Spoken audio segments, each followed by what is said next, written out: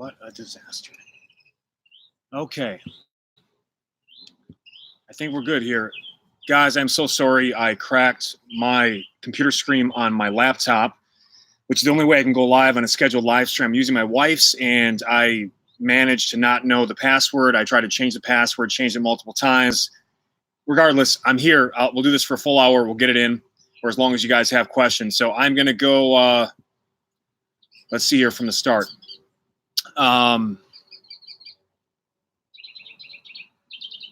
No edibles today.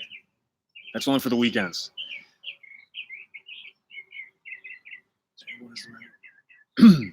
So Joan Smith, and I have some questions you guys sent in for those that couldn't make it live. The right way to have the rear foot. She uses a bench. Even with the padding, it gets uncomfortable doing it your way. Is it okay to be on the toe? So here's the thing. If you're on the toes, there is a limit to how far you can use the toe variation, because especially as you load that up, it's going to actually cause some strain in the toe, some slippage. So you want to most likely just do the option that's going to allow you to do all variations, light, body weight, heavy loaded. And the best option really is to get an adjustable single leg squat stand. If you go to gardenofgains.com, I have the one I got from Amazon. It's very affordable, and you can adjust the height and customize it so that ideally with the top of the back foot on the box or bench, whatever you're using, the roller pad, and it's nice because it actually has a roller pad, which is nice and smooth.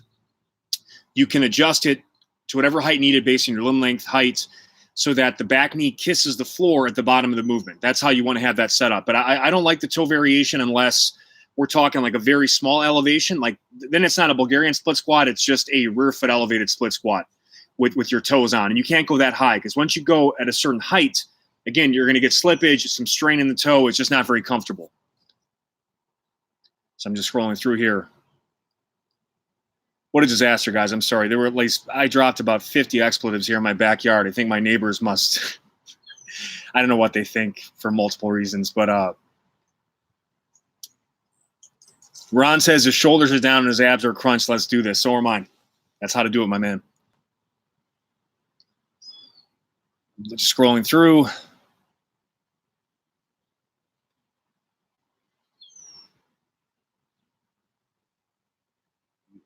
It is actually sunny out right now. There's something called the June gloom. It's called May haze and June gloom. So basically in the morning, the marine layer creates like this fog and mist, and then the sun kind of burns out and breaks through around early to mid-afternoon. So it's going now.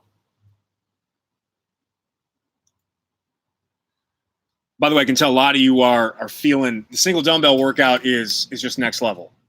You know, any one of those could be a workout in of itself. Combining them into 10 parts is some next level stuff. Edward says, I'm 39, so you're not too far ahead, but still in better shape now than I was when I was 18. Age is just nothing but a number. Glad to hear that, man. Z-Sonic, loving the boxing stuff. Man, I'll tell you what, the boxing, it is, first of all, best cardio ever. Because it's skill-based, and there is no limitations to the punching combinations you can use, the footwork you can use, moving in all planes of motion, combining punching with the footwork. I'm gonna keep incorporating it because, again, it's what I've found to be the most effective conditioning and fat loss protocols, and it's low impact. You can do it in small spaces, heart rate through the roof, travels well. So it's good stuff.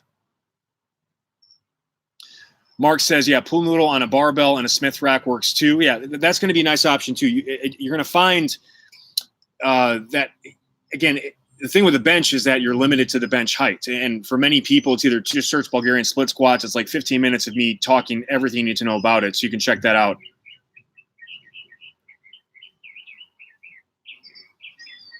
Scrolling through it, added a warm up.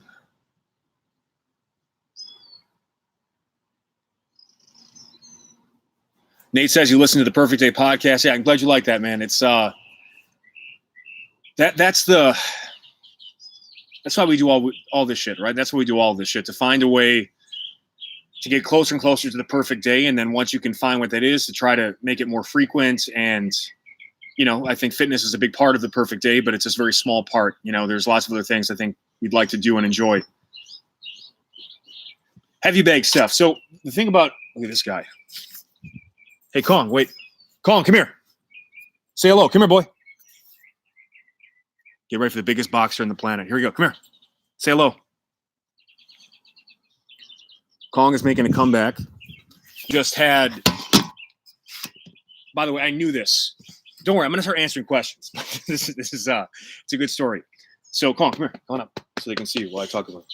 So this guy was very sexual. We rescued him about in September of last year, August of last year. The best kisses. Look at the jubes. They're like little vaginas on the side of his face.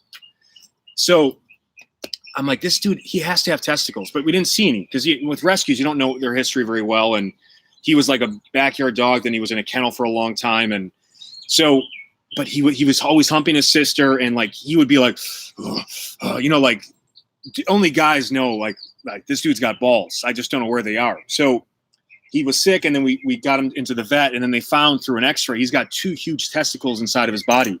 So he got them removed. Unfortunately, one of them was cancerous, so he's undergoing some chemotherapy now, but I think he's going to be doing well. So that's Kong Gaddour. Say hello. Look right there. See? Look at that. Best looking Gaddour. All right. So let's get into some questions here. But yeah, so if you have a male dog that humps and seems like sexually aggressive, and you don't see his balls, it's possible they're inside his body, and you have to get them removed because it can cause a lot of health issues. Heavy bag, yeah. So I love the heavy bag stuff.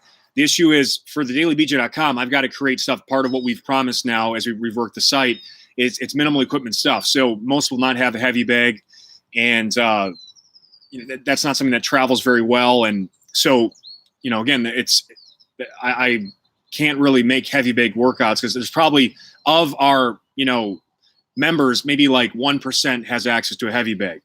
So what I'll be doing a lot more shadow boxing stuff, and you can still apply the combinations to a heavy bag. So just consider that. And what I'll probably do with that too is I'll share again, because I can use social media to share heavy bag shit that some of you guys can do if you want to, but it's beyond what we can do for the Daily BJ. No one has a heavy bag, so. All right. What I would recommend is get so I use something called the Focus Master. I like it a lot because you've got adjustable mitts and targets. You can angle them, and you can have like a trunk torso pad for body work, and then different pads up top for the head work, and going hook, straight jab, uppercut, etc. But it's over $1,000, and it's very difficult to set up. I do like it though, but I think the best place to start would be the Aqua Bag. Go to gardenofgains.com. I have a link there from Amazon, so you can see which one I have. It's called the Headhunter. It's like 35 pounds. You fill it with water. It's much easier on your joints, and it's easy to set up and hang. And it's great to be able to work around the bag. And if you check out my Instagram, I posted a couple videos of me using it over the last several weeks. But that's a really nice option. Again, very easy on the hands. So the Aqua Bag, I highly recommend. All right, so let me get, if you guys, I can't see. All right, here we go. Do you recommend any additional cardio to go along with the off days, before, after, on the off days?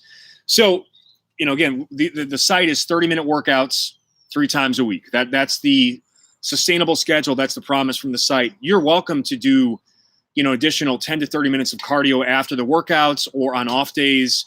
That's your call. And that can be whatever mode you like. It could be running. It could be any cardio machine you enjoy. It could be boxing. As much as possible, I recommend doing something that's skill-based and on your feet and more athletic and functional. But, if I had to pick a cardio machine, it would be the fan bike. You can, on the YouTube channel, I have a product review of my favorite fan bike, the Airdyne Pro, which has upper and lower body options, multiple grip options, and just very safe, low impact. But you can absolutely crush yourself metabolically, cardiovascularly without destroying your joints. So that's my preferred option of cardio stuff. But again, you can always add additional cardio work. But, for most people looking for 80-90% of people will be fine with what they get from 3 30-minute workouts a week. If you want to add more, you're welcome to. Joven, I hope it's Joven Garcia or Joven. I know I'm fucking that up. Thanks, man. I appreciate it. Thanks for tuning in.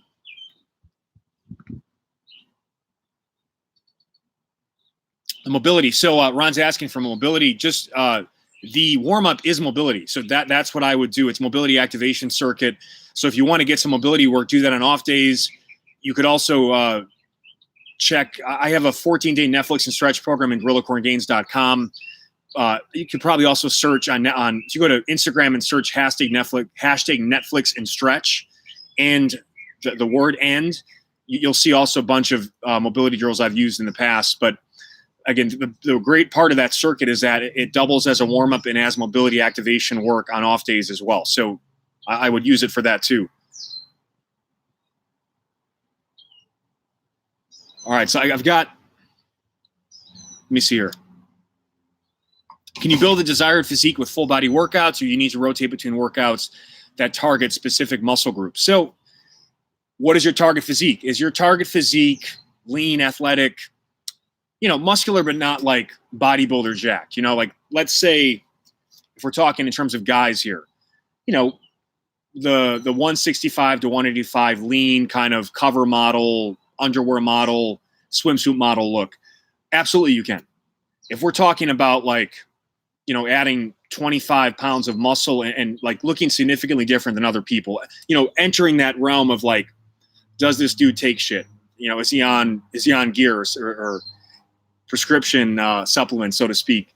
Pushing it to the best of your genetic potential, then that's why I've set up GorillaCoreandGains.com. And it's longer workouts. They're more strenuous workouts, more of an upper lower body split.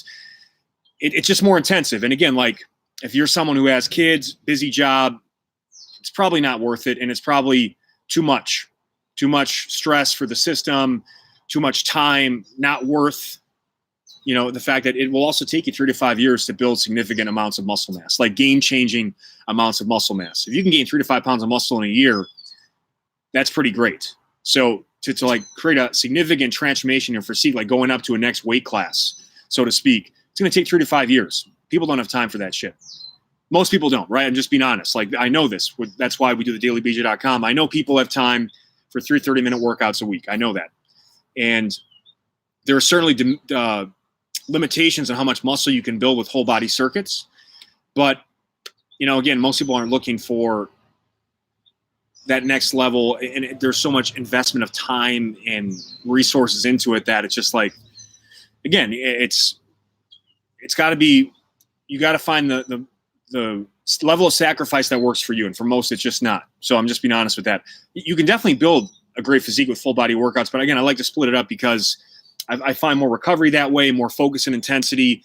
When you do full body, there's just so much going on. And anything you do earlier in a workout, you'll get the biggest return from. You're most fresh and focused. And we know through the research, the stuff you save towards the end, you'll have the smallest return from because of the residual fatigue, cumulative fatigue that happens from training. So as you get more advanced too, I think full body workouts become very difficult, especially if we're talking about, heavy loading, muscle building stacks, stuff like that. Matt Phelps is asking, continuing education resources. I'll be honest, like I learn most of what I do now from my own workouts. There's like a handful of people that I'll follow and check up on what they're doing. But honestly, from doing this for so long, there just aren't a lot of great resources that I find that are helpful. I like to make my own style. And I think a lot of times people will see what somebody else is doing and copy their style. And again, part of why I don't like, I'll stay on top of like a new study or stuff like that. But I'm just being honest. Like the stuff I look into more now, sports, I try not to look at too much fitness stuff. I'm bored with it at this point. And frankly, I like to create my own stuff through trial and error in the gym. And then after working through that stuff, I end up bringing it to you guys once I know it works and it's dialed in and locked in. But probably not the right answer. I'm just being honest. When you do this for a living, the last thing you want to do is read more fitness, and it's all the same shit anyway. Like, look, man, here's the reality. The biggest lie in fitness is that, my program is the best, because I don't know. I mean, all I've done is through all the experience and programming I've done over the years, found what I feel to be the right mix of structure, variety, fun, and results. And you might not like that mix, and you might find that mix to be better through someone else. My mix might resonate with you, right? All any individual is doing is finding their preferred approach that works for them, that they think can also work for the masses. And obviously, I've worked with people in the past, and I know what works and what people enjoy. And obviously, this stuff is not fun anyway. Like, none of it's fun for most people. I never look forward to a workout ever. It's just something I know I have to get done. Otherwise, I'll be a fat piece of shit. So, but I do know how to make it at least less shitty or less sucky, so to speak, so that you can be consistent with it and do it more often. But I mean, I don't know, man. Like there are lots of resources out there, but I'm drawing a blank with what to tell you other than I don't really find inspiration from other people anymore. It's just I make my own stuff, and that's what I like to do. But I will keep on top of research and stuff like that. Honestly, I'll be honest, it's a terrible answer. I should be saying, oh, I read this, I read that. I don't give a shit anymore. It's just so boring to me. All right. There is a benefit to a heavy bag in terms of, first of all the boxing stuff, follow my buddy and my coach, Tony Jeffries. He's great. The heavy bag is, what's unique about it is you have to actually control it. It's not just about how hard you can hit it. It's about, can you hit it, and then while it moves, adjust to it in terms of movement, footwork, what type of punch makes sense based on where the bag is moving. So it's unique in that sense. It also kind of, it drains you in a way that, because again, you're hitting a target and and the target is absorbing your energy. There's something unique to it versus shadow boxing. But what I will say is, I found the most improvements in my skills of boxing from shadow boxing, which is very counterintuitive because you think, well, adding equipment makes more sense to like shadow boxing, because there's no equipment. It's got to be the worst option.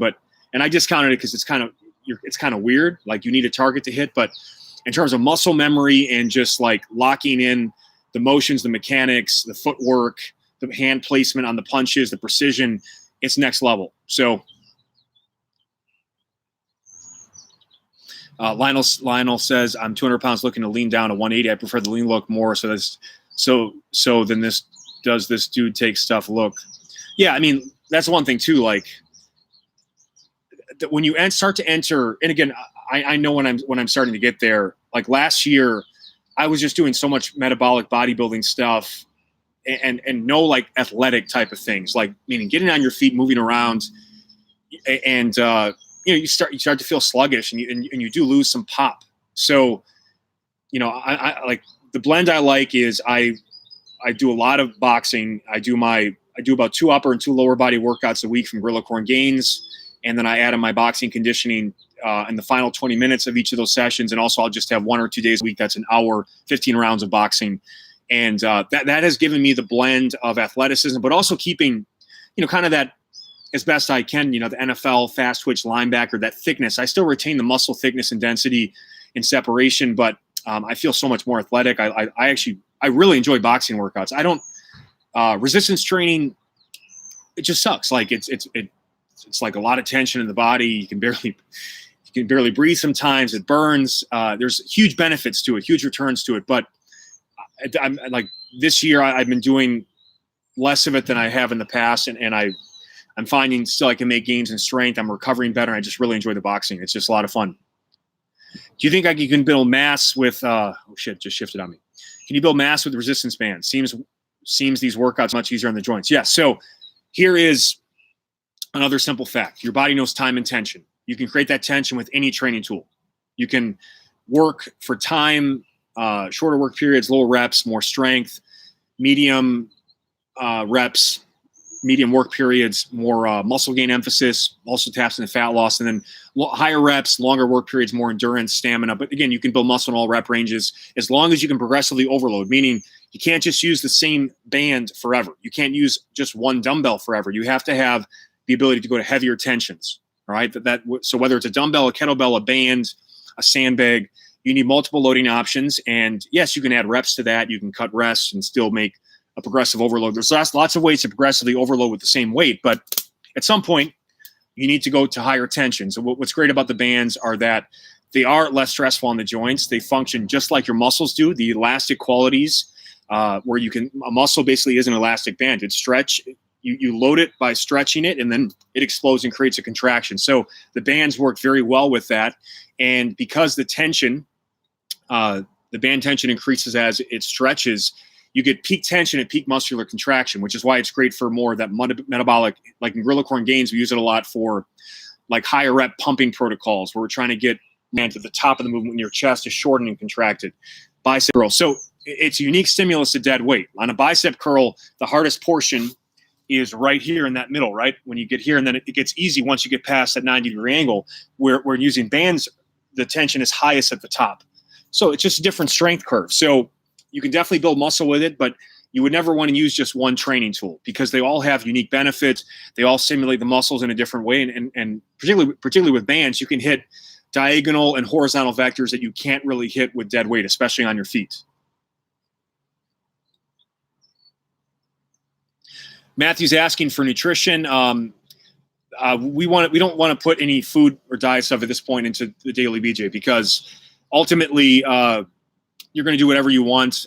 I've found that in a lot of ways, if I share my nutritional information and people can't do it or don't follow it or they don't like it, they end up associating that negatively with the workouts, which have nothing to do with it. So we separated that. And I'm not a nutritionist. I don't want to be. I hate talking about nutrition, though I have done a lot of episodes on my podcast. So just search the weekly, let me post this here, the weekly BJ podcast.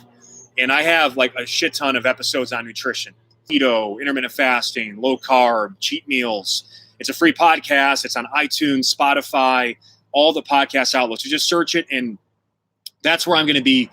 That's where I'll answer nutritional stuff because I just think it's a better way I can talk about it. And, that's how I want to separate. I want to keep focus on fitness. That's what I'm best at. I don't like nutrition. I'm not passionate about it. And I'm so simple with it. Like I have a couple meals that I eat the same every week.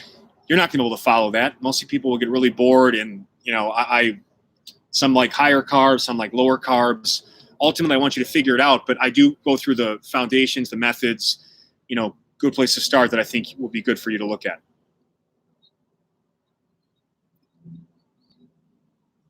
Also, to someone's previous question about like, what do I research and stuff?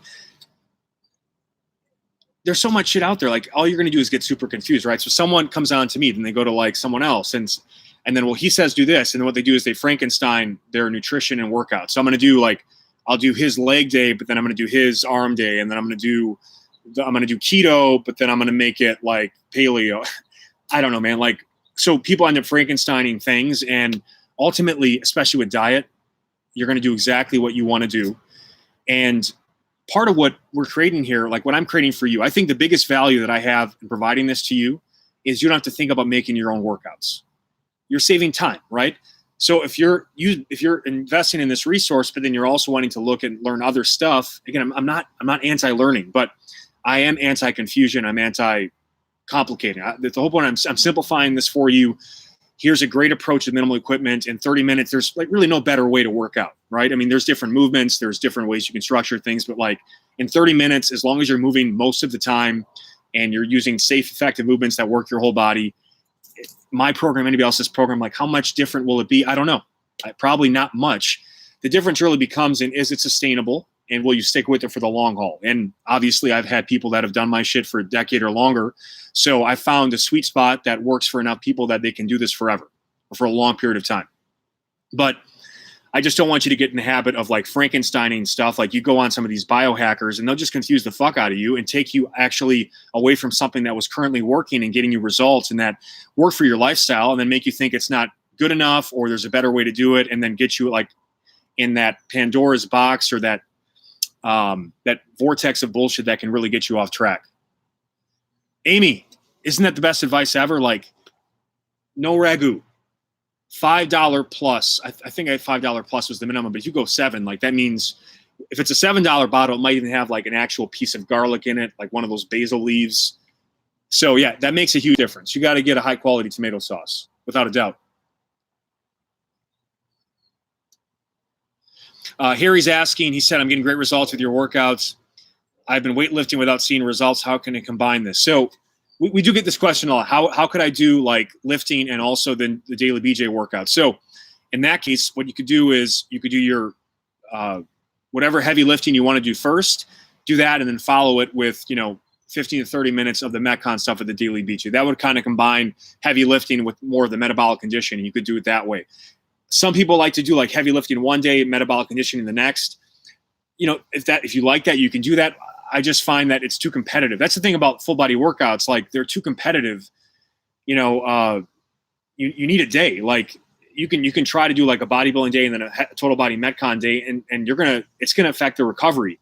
It will. Like, and I particularly find, like, I love the fact that this program for you guys gives you the weekends off, because it's going to make you want to really train hard on Monday and be fresh. And what ends up happening with people that get in this habit of wanting to do, you know, full body every day, or, you know, something every day that's intensive, they basically, instead of being like an 8 or 9 out of 10 in terms of intensity, they're going to say, okay, I'm going to just do 5 or 6, but I'm going to do it every day. And you're not going to get as good of results that way. You won't. You want to be able to fluctuate between higher and lower intensity days. So that's my 2 cents. Honestly, people tend to want to overtrain if they're into it and they think more is less. I've been there, but I'm just telling you right now that I do less resistance training than I've ever probably done before, you know, in terms of frequency, and I feel the best, I recover the best. And when I do those workouts, I'm dialed in, and I'm working in more recovery and more the boxing and cardio and conditioning into my stuff. It helps a lot.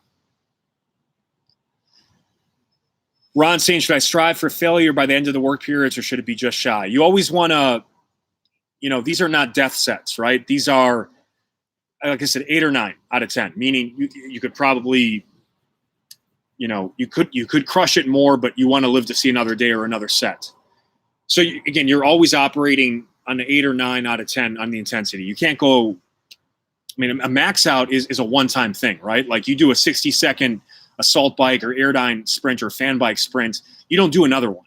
You can't. Like, most people will vomit after they do that. And usually it would take me 5+ minutes to recover after a 1-minute sprint. And I usually would only do it once, because it's just too much. So you have to go to a level or 2 below max to be able to do multiple rounds, multiple sets. But again, you're going to find better results from that, because you get more volume, you get more frequency exposure, rehearsal. It's going to be better that way. So, I mean, you shouldn't have a whole lot left. If there's a 40-second work period, you know, you shouldn't have, you know, 5 seconds. You shouldn't have 5 or 10 more seconds in you, right? But I don't want you like cashing out, especially early on, like 30 seconds in, because that means it's probably too heavy or too hard.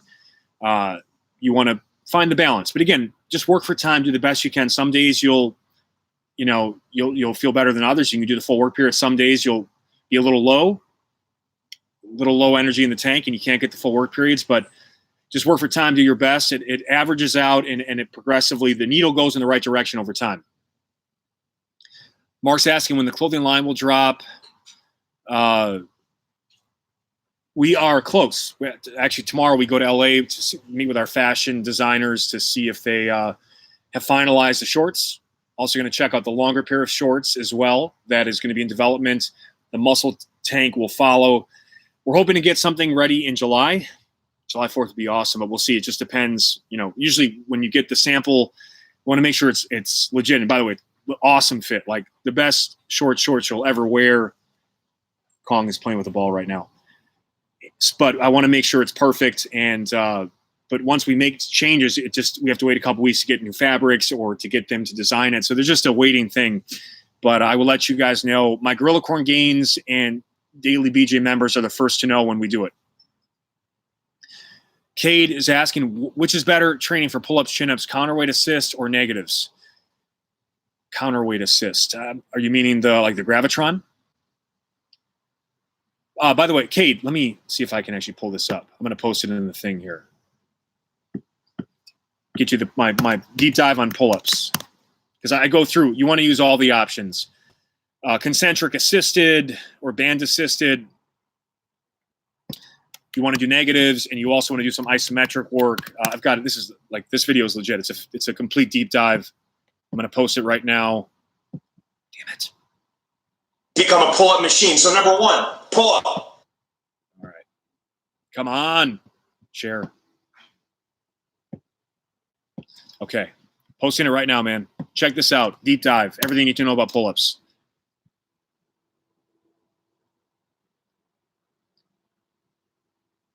Eunice, 2 years, man. That's fantastic. Matthew says the Magic Spoon cereal is legit. It is, man. The best, here's my recommendation. You want to make it next level? Get the Koya plant protein drinks, and there's a chocolate banana flavor. Take the chocolate banana and use it as the liquid base, and then use the Cocoa Puff or the chocolate cereal. I mean, you will thank me. It's an orgasm in your mouth. That's what they said. All right, let me see.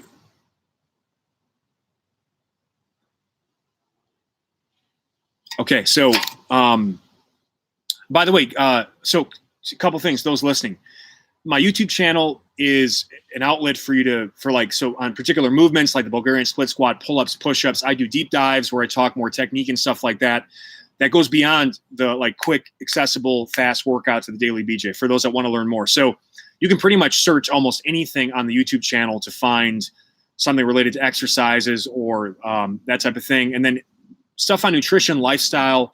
My podcast is really good for that. I do 30 to 60-minute episodes on topics. So check those out. The Weekly BJ podcast. And then you're on my YouTube channel right now. Just check if you're searching for certain things. But I have some questions from some that couldn't make it live.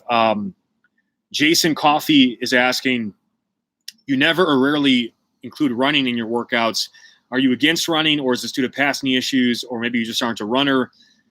Thanks for the amazing stuff. I enjoy it. Thanks, Jason. Appreciate it. So it's kind of a mix of all of it. Like I've done a couple years ago, I built up to running 8 miles at a time. It's okay. I'm just not a huge fan of running. I'm bigger. Obviously, I have had knee issues in the past, so I try to go more low impact. But with running, there's just it's not really. It's a skill that once you've got it, would you just run further, run faster? It is kind of boring, to be honest. I'm not a huge fan of running. Chafing is an issue too. I'll be honest. Not nipples. I've got no thigh gap. I've got a negative thigh gap. So, but I like boxing better because I can actually apply skills. The time passes faster. It's a lot more fun. And, I'm not going to it's kind of stupid to prescribe a running workout. I'm not a runner. I'm just not. I don't love it. I don't enjoy it. But there's other people out there that are better about running. They know more about running. I would never run a marathon. I have no interest.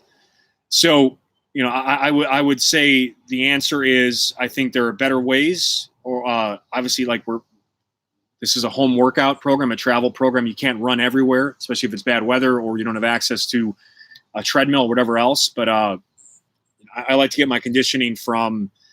I'll still work in some Metcon stuff, like you see the Daily BJ, but I like to get most of my conditioning now from boxing. Just my preference. So that's Jason's question. I'm not anti-running. If you enjoy it, do whatever you want. Especially you can do it on off days. If it works for you and you enjoy it, that's what this is all about. Finding whatever cardio mode you enjoy the most. Christian is asking, been following you since Delta Fit in 2014. I'm now 45. I'm slowly regaining belly weight. My waist is up 2 inches over the last 18 months.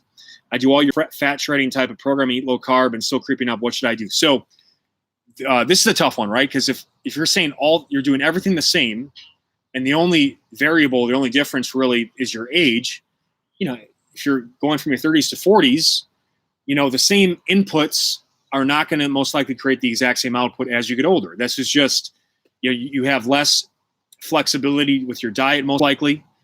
You have, there could be some small losses in muscle mass each year that are becoming an issue. Again, if you've been doing the same thing for a long time, I don't know what you mean by low carb exactly. That can mean a lot of different things, but it might be time to potentially increase your calories a bit, maybe get a little more carbohydrate, and maybe make a shift to more muscle building focus. Because again, if we talk about the metabolic situation that can happen, if you are losing muscle mass, you're burning less calories.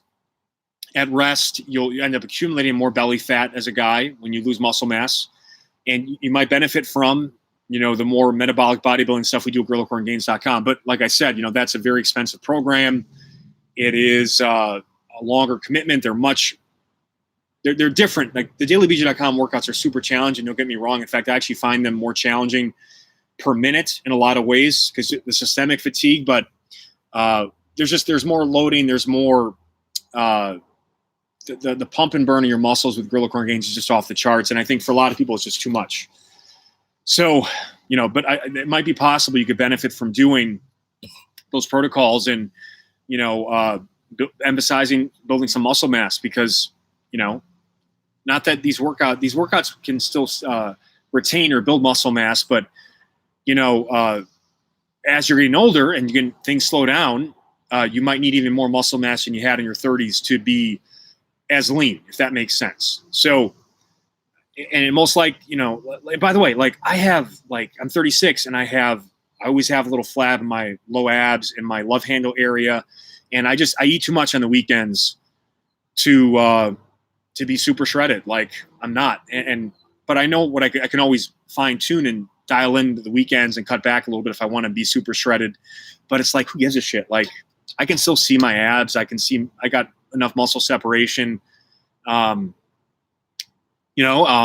I'm sure once I get into my 40s, I think the boxing has helped tremendously, just keeping me lean and giving me more dietary flexibility. So, it's one of those things, Christian, man, like I don't know all your variables, right? I don't know your lifestyle. I don't know how much you sleep. I don't really know your diet. I don't really know your goals or how much sacrifice you're willing to make. But for most people, like to get rid of like those stubborn fat areas, it is so beyond. Like you're going to probably have to be hungry all the time, and I don't know what to tell you, man. It's one of those things. I'm not trying to discourage you from improving yourself, but I think we all have to have realistic expectations for, taking our body as far as we can take it. And then know that, yeah, I could probably get rid of this extra little belly fat, but then it means no ice cream on the weekends or maybe just a level of sacrifice that's not worth it for you. But biggest thing I would say is for those that have been in a fat loss mode for a long period of time, it might make sense, especially if you kind of feel like you've maxed out the return from these metabolic conditioning workouts, which is feasible for some people. You might need to make the shift to the more metabolic bodybuilding style that we use in gorilla corn gains.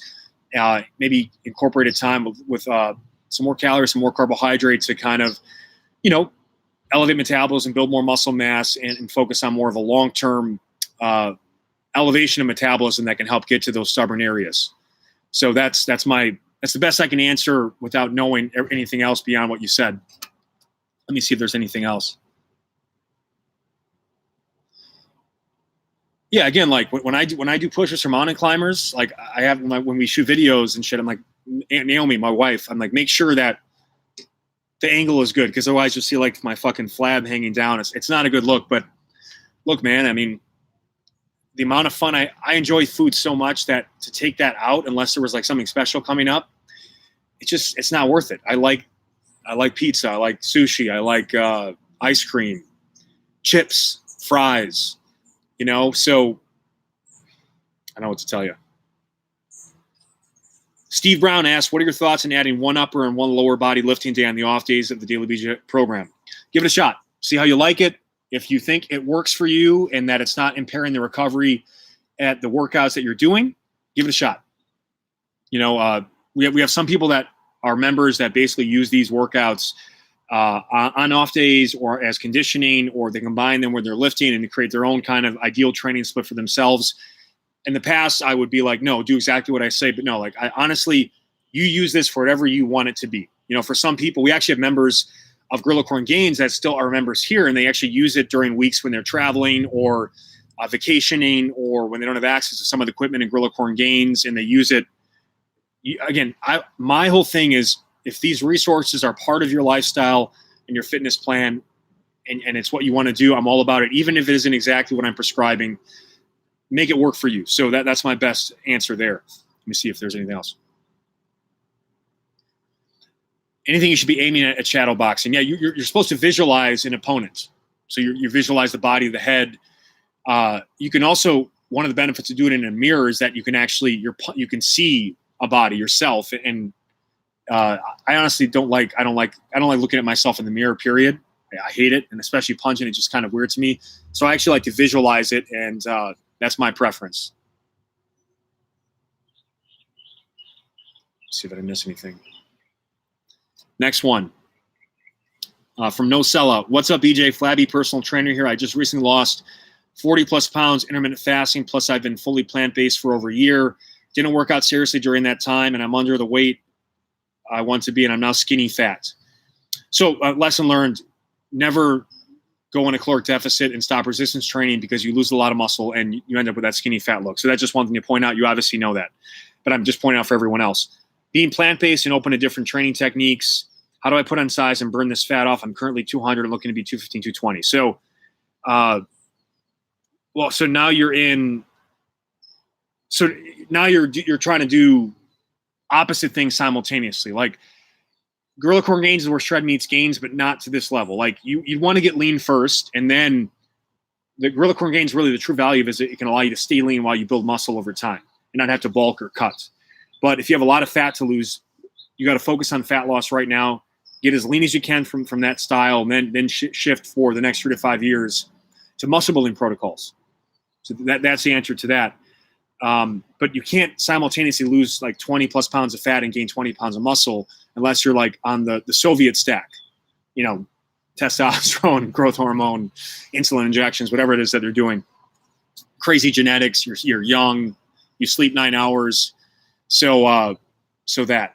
But plant-based stuff. So you want to make sure that you need more protein per serving from plant protein than from animal protein to get complete protein and the amount you need to flip the muscle building switch. There was some research on this. So instead of some people can get away with 20, 30 grams of whey, but if you're going to go with a plant protein powder, you need to probably be closer to 40 grams. So try to make sure that your plant protein totals are 40 grams or more. That just ensures that you're most likely getting the complete blend of essential amino acids that would flip that muscle protein synthesis switch in your body to go anabolic from the food you're eating. Some of my favorite plant-based options, I like this plant protein powder from Ladder Supplements. Ladder, Ladder, like the ladder that you climb. I like the plant protein from drinks from Koya. And then you just got to be good at combining. There's a lot of good, like Beyond has burgers and other plant-based meat options that are pretty legit, that taste good. Combining other plant-based protein sources like, beans, rice, legumes. But again, I'm not an expert with that.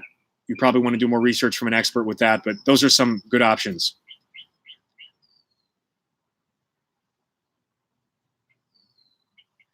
Matthew's asking for recovery content. The recovery content is I go into recovery at Gorilla Corn Gains. So again, if you're interested in learning more about nutrition, supplementation, recovery, that's the stuff that most people could care less about at thedailybj.com. And then usually what happens is we get these graduates that are like, okay, I want to learn more. And that's what Gorilla Corn Gains is. It's a graduate program. And yes, it's super high end, very time intensive. But if you want to go there, that's what that's for. But we're not going to put that at thedailybj.com because 99.9% of our members don't want it. And it's beyond what they're going for. And again, it's just too low cost of a program for all that stuff anyway. But there is a warm-up protocol that doubles as mobility activation, recovery, and everything else. So that would be my answer to you on that.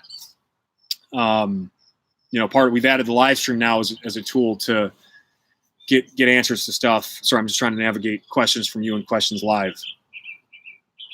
Brandon Green is asking how long should I work out? Is an hour enough? So are you a member of the dailybj.com? Because the workout's at 30 minutes. So, it's a private link. Sometimes some people can get through, but there's no 30-minute workouts are great. You can go an hour. There's no perfect length. It's based on what you find to be necessary to look the way you want to look, perform the way you want to perform. But 30 minutes is usually enough for most people. I'm trying to see here. We got more questions, but someone's saying, could you address how training for women may or may not be different for women at 20, 30, 40? So I'm confused by that question. Do you mean, is there a difference between training for men and women, or are you just talking about training differently in your 20s, 30s, and 40s? So just specify for me on that, please.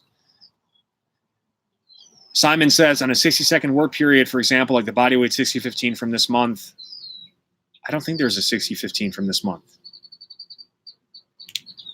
No, there's a 40-second 3-move complex for bodyweight stuff this month.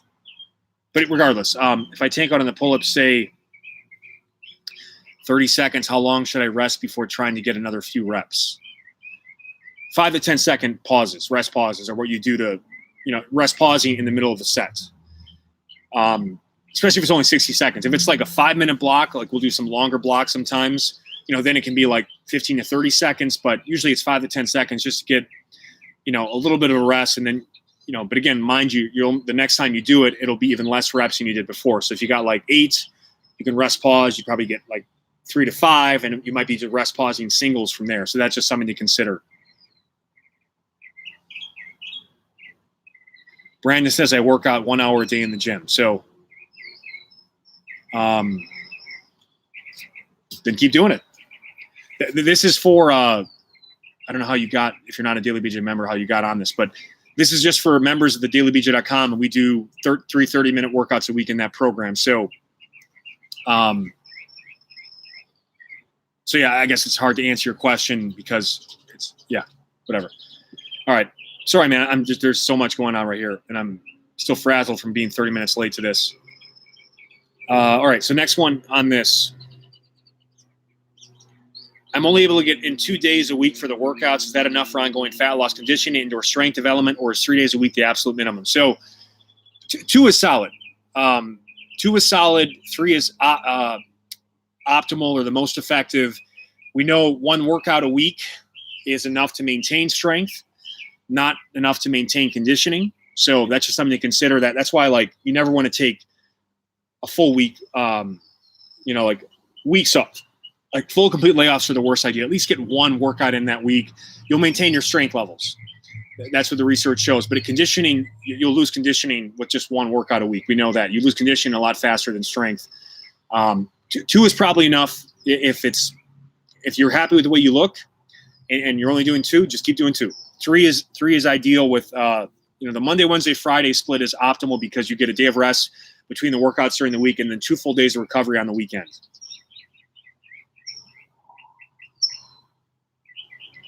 All right, so training for women versus, okay, so based on your life cycle, I'm not a expert in women. My wife can tell you that. And honestly, women and men have the same muscle fibers, same type of, our fibers are made of the same shit. I don't feel there's a huge difference in the way you should train men and women. I think a lot of it comes down to what areas they want to prioritize the most. Most guys really don't care as much about their glutes or their lower body. They're more arm, ab, chest focused, and women tend to care a little bit more about their thighs and their glutes.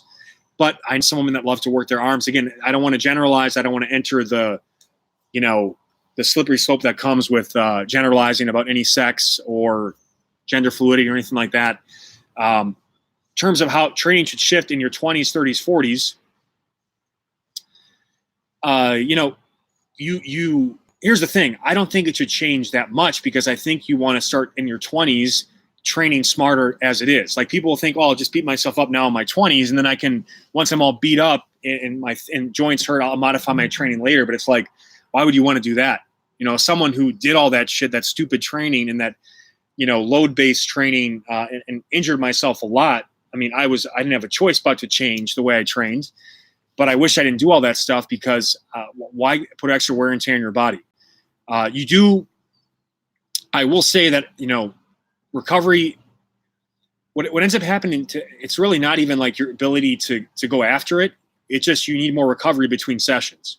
It just takes you longer, right? So, you might need to shift from, instead of doing like whatever workout schedule you're using, let's say it's on a 7-day schedule, like at Gorilla Core and Gains, we operate on a 10-day schedule. So it gives you 3 days built into your training split that you can actually have flex days, like where maybe you may have been scheduled to train on Wednesday, but you're still a little bit, you're not up for it yet. You're still recovering. And because you have those flex days, you can push that back and then do it on Thursday instead. So I found like a 10-day training split is really nice that way. It gives you that built-in flexibility, especially in your 30s and 40s when you just have some days where like it's just not happening. Like I have some of those days where, like, I may have been scheduled to do some lifting today, but it would be a shitty session and I'll just do like some boxing or recovery and then I'll come back and hit it hard the next day and I don't get caught up too much and like I have to do this. Like whatever's on paper, I'm okay to adjust and modify at 36 way more than I was in my 20s. I was a little more rigid in my 20s, but honestly, I didn't even need to be. So I do think exercise selection becomes even more paramount, where a lot more single leg stuff for your lower body.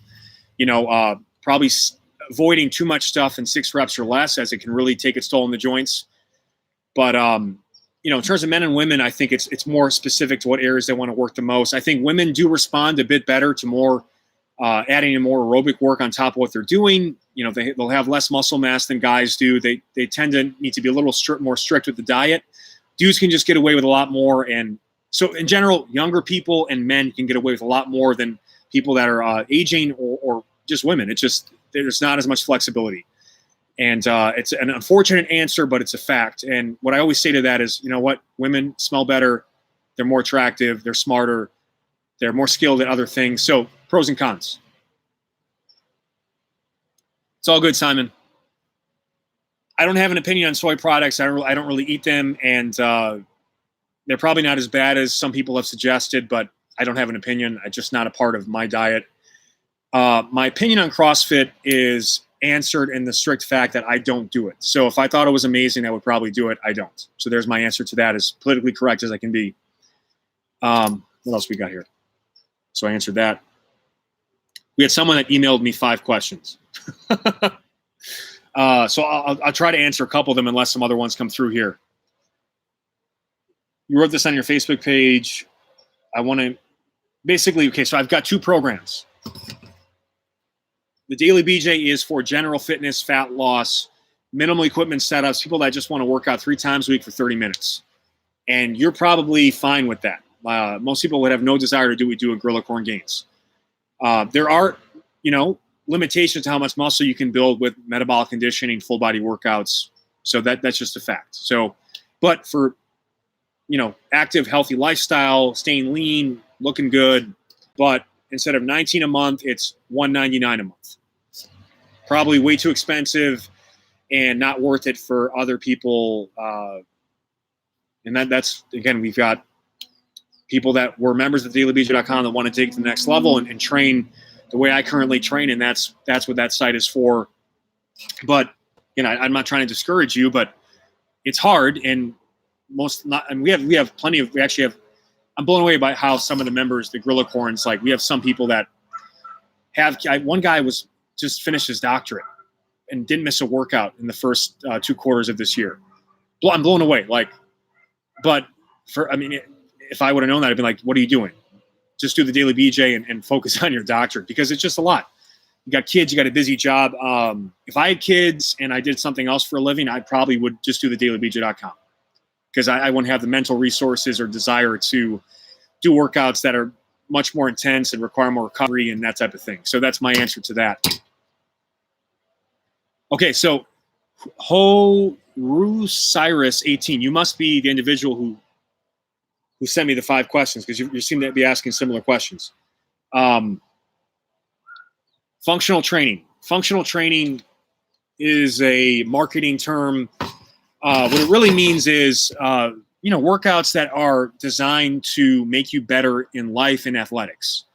They have a functional carryover, right? So a bicep curl machine, there's not much functional carryover to putting your arms on a pad and going like this repeatedly, but it is amazing for local metabolic stress in the biceps and a mind-muscle connection. But if your goal was to become athletic in life, you're not going to get that much better from a machine preacher curl, okay? But you will get a lot better from something like lunging, squatting, push-ups, rows. Pushing, pulling, squatting, lunging, twisting. Those are functional movement patterns that apply to life and sport. Simon, I'm not sure. It might be on my YouTube channel. I'm not sure. Let's see what else we got. Our bodyweight exercise is really effective for building more muscle or just for maintaining a muscle base. So same answer to the question with bands.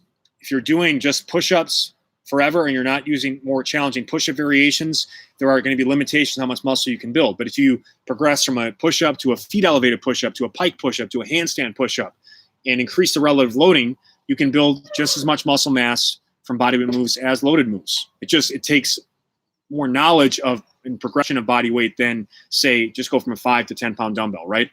So that's why, typically people will say, weights are, the best way to build muscle because you can load more incrementally and progressively than you can by saying going from an easier to more challenging body weight variation. But as long as you're progressing to more advanced movements, and you can still build significant muscle with body weight. So that's another misconception that happens a lot.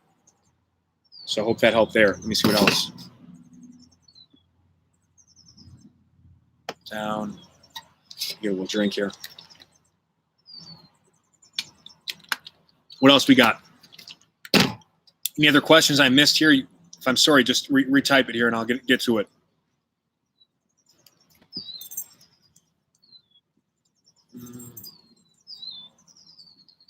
I'm going back through some other questions I may have missed.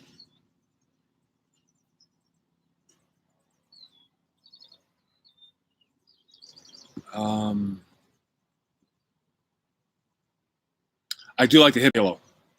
For your lower body mini band stuff, the hip halo is the best option in my opinion. And all my equipment is at gardenofgains.com. I'll post that in here quick. Gardenofgains.com.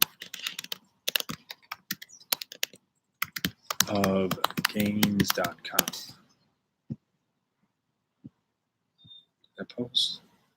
Great, no direct link. Fantastic. Gains.com. And it didn't work again. Let me try this. Throw me a bone today, computer.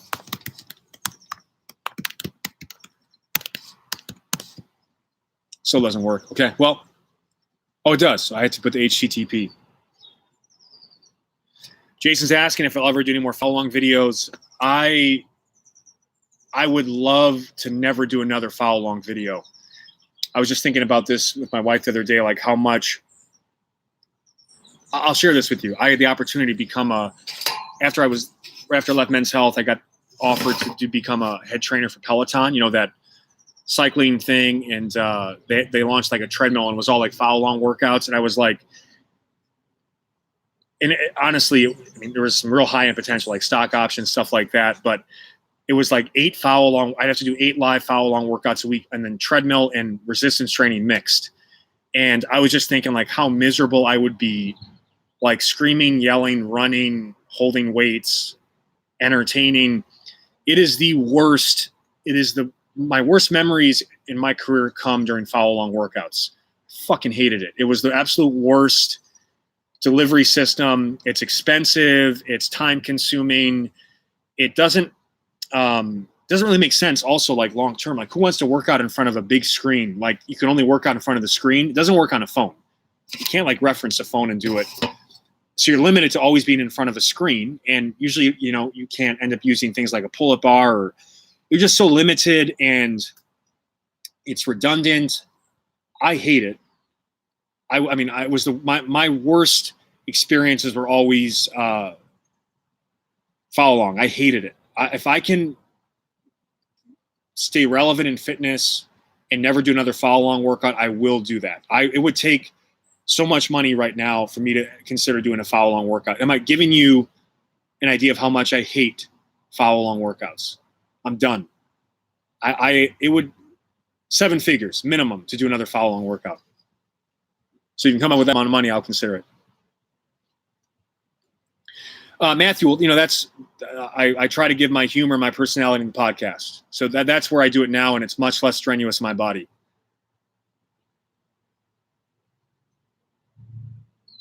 And also people ask too, don't use the Men's Health stuff. Don't use the Men's Health products anymore. I'm not associated with them in any way. The stuff is old and dated.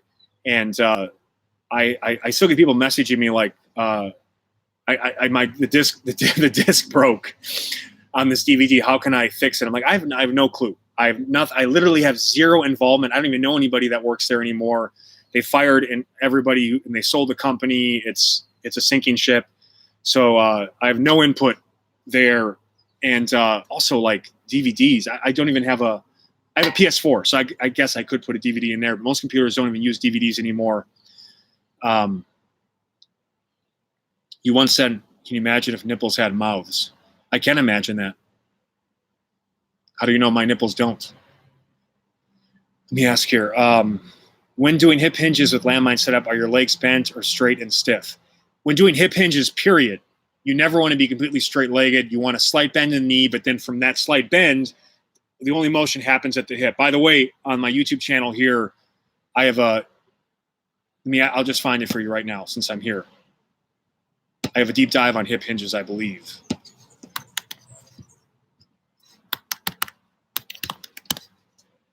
Let's see here. Oh, yeah. As much as I hate doing these, including the lower back, glutes, hamstrings, even the calves. And it's actually a single joint movement. So we're like how these boring ass videos. Again, you know I've been doing this for too long. Like, oh, let me teach someone how to hinge at their hips. How sexy. But they do come in handy for stuff like this because I can just drop the link in. So anybody who asks about hip hinges, I just dropped the link. That's a deep dive on how to do hip hinges, and it shows the exact amount of bend in the knees.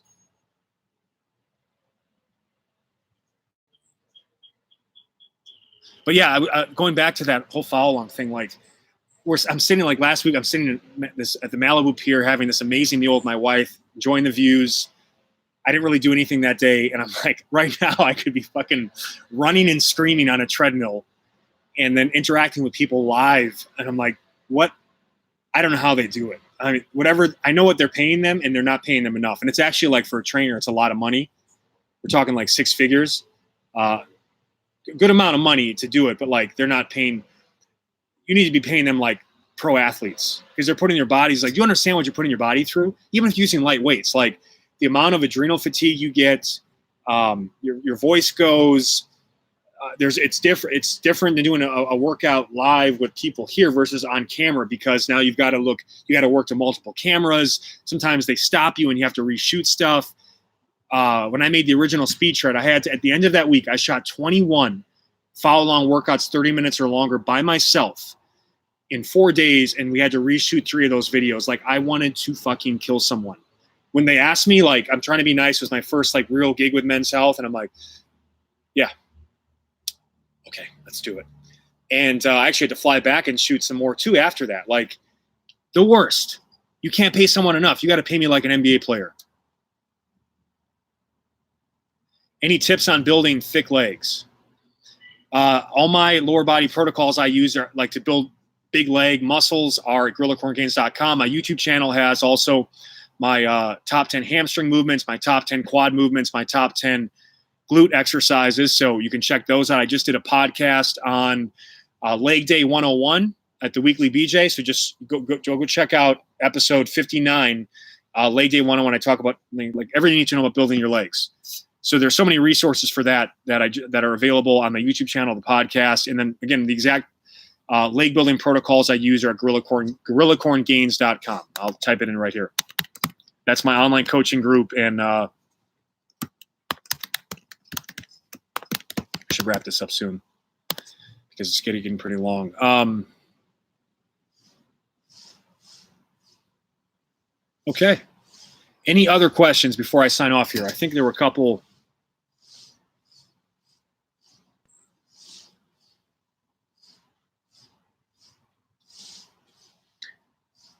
And here's just the general question. If you find you're hitting a plateau and gaining muscle with the daily BJ workouts, that's why I created a graduate program at gorillacorngains.com. So I'm pretty transparent and honest about it. Like, there are just limitations. If you want to build muscle, Metcon workouts will only get you so far.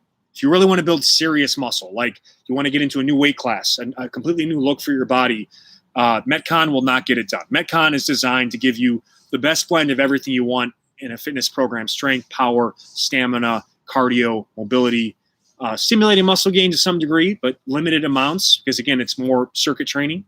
It's more cardiovascular in nature. It's like strength meets cardio, more shred focus. So at some point, that's where if you really do want to invest in it and you have the time and desire to do so, that's what Gorilla Corn Gains is for. We're actually opening it up, if not end of this week, early next for the July,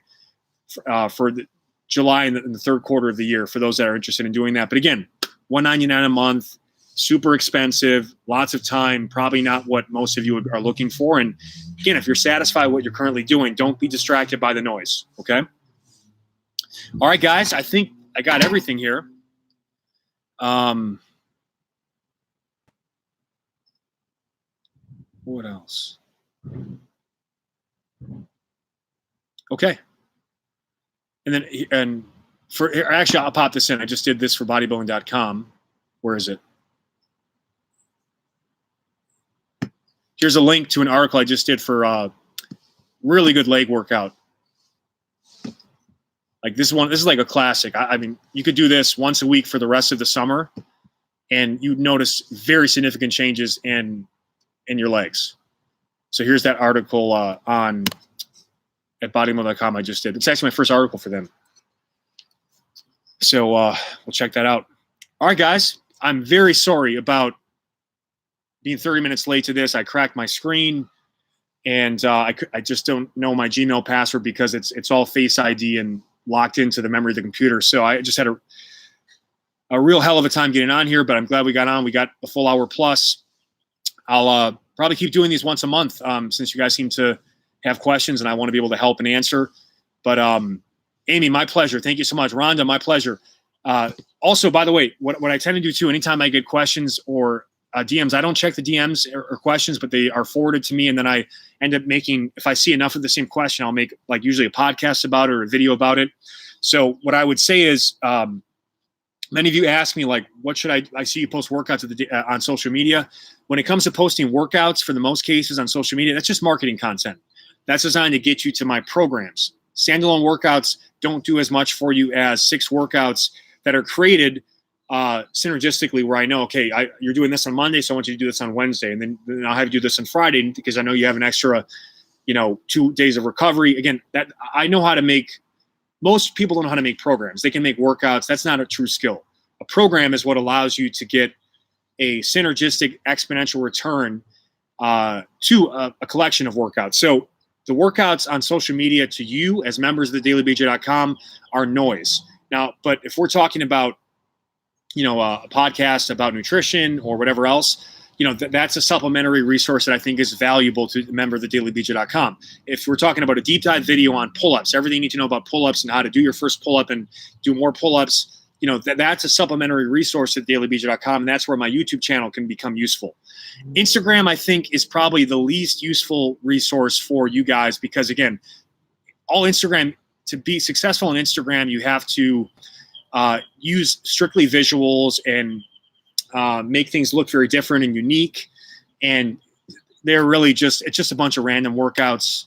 I mean, not that they're not good workouts, but it just, you're getting so much better programming because it's a program at the dailybj.com. So it really is just noise.